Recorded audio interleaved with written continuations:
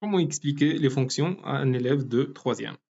Alors, dans cette vidéo, on arrive vers la fin des types des questions qu'on peut poser dans les exercices ou bien les examens. C'est la représentation graphique. Alors, tout d'abord, la première chose, on peut vous demander de tracer une fonction sur un graphique. Sachant que l'expression de la fonction, c'est par exemple, là, on a 2x plus 1. On vous donne l'expression de la fonction, que ce soit une fonction linéaire ou bien affine, sachant que les autres fonctions, c'est un peu plus compliqué à les tracer. Donc, généralement, pour la représentation, ce sont des fonctions linéaires ou bien affines. Alors, c'est quoi la définition? Une partie de la définition d'une fonction linéaire et une fonction affine.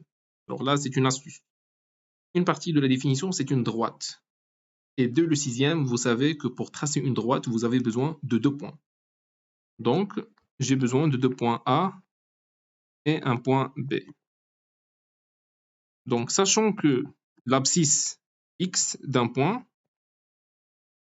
je peux choisir 2 nombres aléatoires à mon choix. Par exemple, je vais mettre ici 1 et là, je vais mettre par exemple moins 1. Et dans ce cas, qu'est-ce que je vais faire tout simplement? Je vais évaluer la fonction f quand x égale à 1. Donc là, j'ai f de 1. Je vais effacer pour l'évaluer. Donc f de 1, c'est quoi? C'est 2 fois 1 plus 1. Donc c'est 3. Et f de moins 1, c'est quoi? C'est moins 2 plus 1. Donc j'ai moins 1. Donc pour tracer cette droite sur ce graphique, tout simplement, je vais chercher le point A. Le point A, c'est 1 dans les abscisses et dans les ordonnées, je vais compter 3 fois. Donc 1, 2, 3. Donc le premier point, il existe juste ici. Et B, ça c'est le point A. Et pour le point B, c'est moins 1. Là, j'ai moins 1. Donc B, il se situe juste ici. Donc, tout simplement, ce que je vais faire, je vais tracer la fonction qui passe par le point A et le point B. Là, c'est la manière de tracer une fonction. Alors, deuxième question. On peut vous demander, là, je n'ai pas d'expression de fonction et je n'ai pas les points A et B.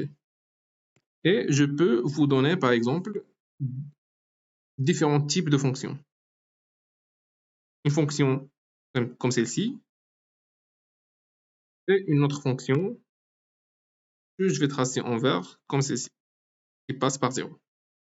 Et je vais vous dire de me donner le type de la fonction f1 et le type de la fonction f2.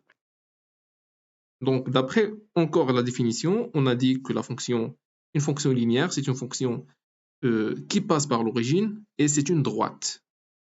Et donc, f1, elle vérifie ces conditions et donc f1, c'est une fonction linéaire.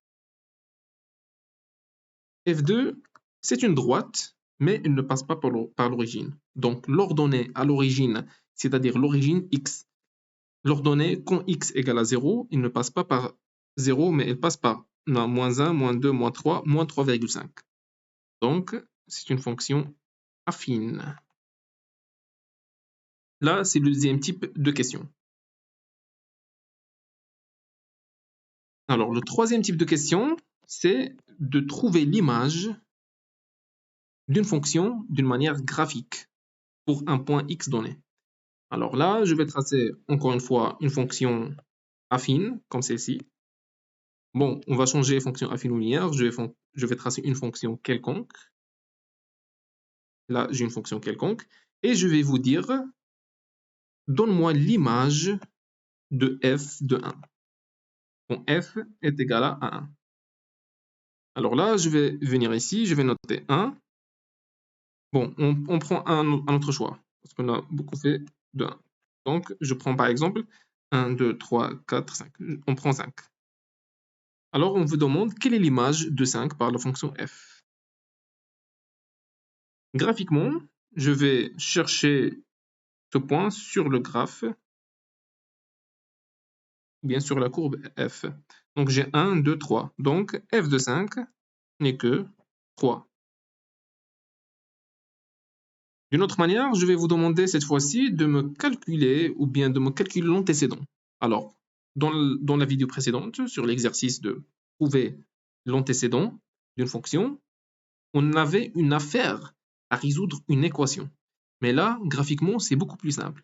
On ne va pas vraiment résoudre une équation, mais on va juste, par exemple, trouver l'antécédent d'une fonction graphiquement. Et là, par exemple, quand f de x égale à je prends l'exemple de 2, on prend 2 pour le moment. Alors, qu'est-ce qu'on va faire?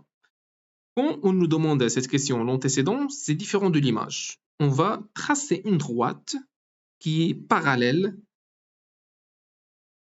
à l'axe de l'abscisse x, des abscisses x. Et cet axe, au fait, il va passer par le nombre 2. Donc là, j'ai 2.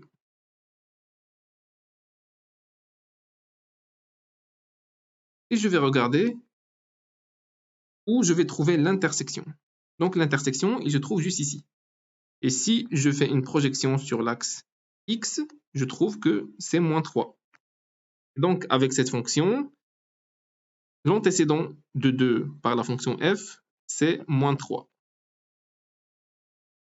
Donc j'ai trouvé mon antécédent. Alors là, c'est un peu plus simple, un peu simple.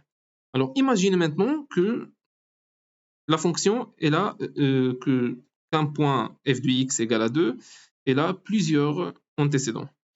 Dans ce cas, la fonction, par exemple, on prend un autre exemple.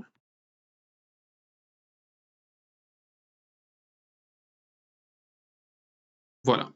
Là, on a une fonction et on souhaite calculer l'antécédent de 2 par la fonction f. Je fais la même chose, je vais chercher 2 sur l'axe f, sur l'axe des ordonnées, et je vais tracer une droite qui passe par cet axe. Et donc, j'observe que j'ai 2 points d'intersection cette fois-ci, pas qu'un seul point. Et donc, si je fais la projection, j'ai moins 1, moins 2, moins 3, moins 4, et j'ai 1, 2, 3, 4, 5, 6. Donc, la fonction f, elle admet 2 antécédents pour l'image 2. Et donc, j'ai moins 4 et 6. Ces deux valeurs, ils correspondent au fait à l'antécédent de f, de 2 par f. Et j'ai f de moins 4 égale à 2. C'est-à-dire tout simplement que 6 et moins 4, ils ont même image par la fonction f.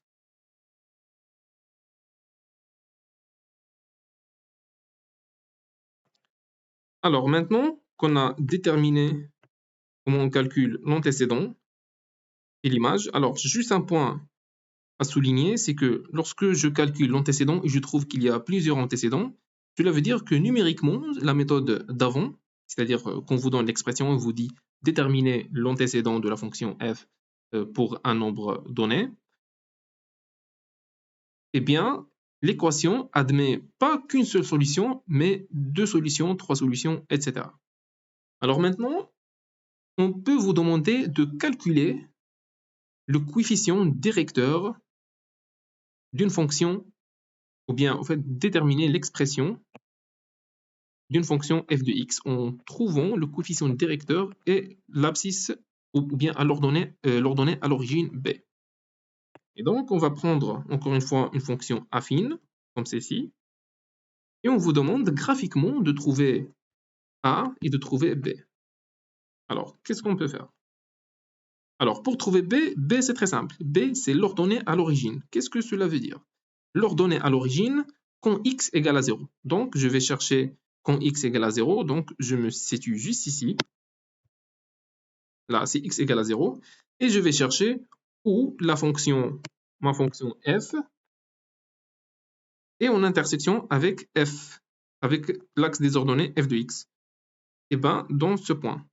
Donc, ce point, si on estime, ça va être b qui est égal à peu près 1, 2, donc 2,5.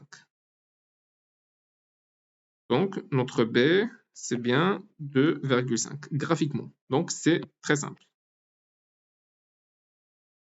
Maintenant, il nous reste à calculer le coefficient directeur. Enfin, le coefficient directeur, ce n'est que la pente de la fonction f. Donc, je prends par exemple ce point-ci, 1, 2, 3, 4, 5, 6, 7, 8. Alors, j'ai 8 ici. Et je prends par exemple ce point-là, qui est 8, 7, 6, 5. Donc, j'ai 5. Et l'image ici, 1, 2, 3, 4, 5. J'ai 5. Et là, j'ai à peu près, si on peut dire 6, 7, on a 7. Donc, on a une pente à déterminer. Donc, ça, c'est la pente de f, la fonction affine. Donc, a est égal à 8. Donc, je prends par exemple, non, je prends l'image, je commence par l'image, c'est 7.